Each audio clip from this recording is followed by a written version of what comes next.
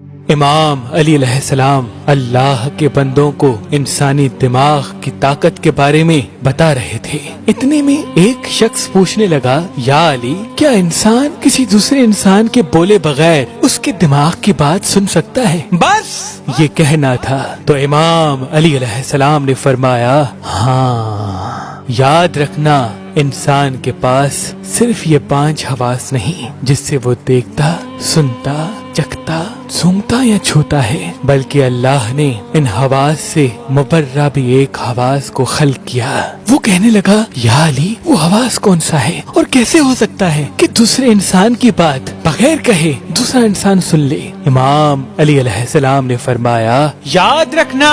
جب انسان اپنے دماغ میں کسی چیز کے بارے میں سوچتا رہتا ہے تو اس سوچ کا اثر آس پاس کے لوگوں کے دماغ پہ پڑنے لگتا ہے اور یوں ایک دائرہ قائم ہو جاتا ہے اور دوسرے لوگ اس سوچ کے اسیر ہونے لگتے ہیں، اور وہی سوچ گھر کے ماحول، محلے اور انسان کی شخصیت پہ اثر کرتی ہے۔ میں نے اللہ کے رسول سے سنا کہ کبھی بھی برا نہ سوچو، کیونکہ انسان کی بری سوچ صرف انسان کی شخصیت پہ نہیں بلکہ انسان کے گھر اور انسان کے آس پاس کے لوگوں کے دماغ پہ برا اثر ڈالتی ہے، اور خصوصاً ان بچوں کے دماغ پہ جو بچے بالغ نہیں۔ کبھی بھی اپنے بچوں کے سامنے گناہ کی سوچ کو دماغ پہ حاوی نہ کرنا۔ انسان یہ سمجھتا ہے کہ جب تک وہ کہتا نہیں کوئی سن کیسے سکتا ہے، لیکن حقیقت تو یہ ہے کہ بولنا تو صرف بات کو واضح کرتا ہے، بات کو جنم نہیں دیتا۔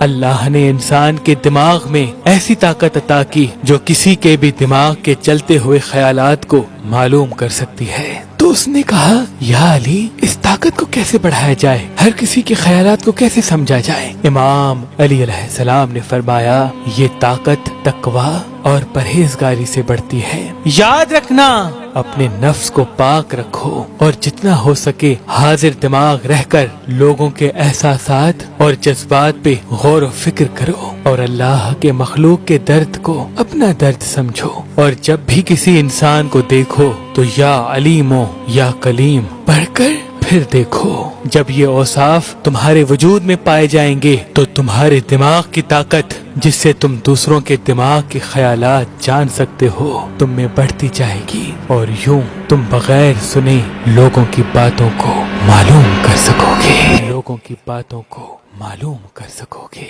لوگوں کی باتوں کو معلوم کر سکو گے۔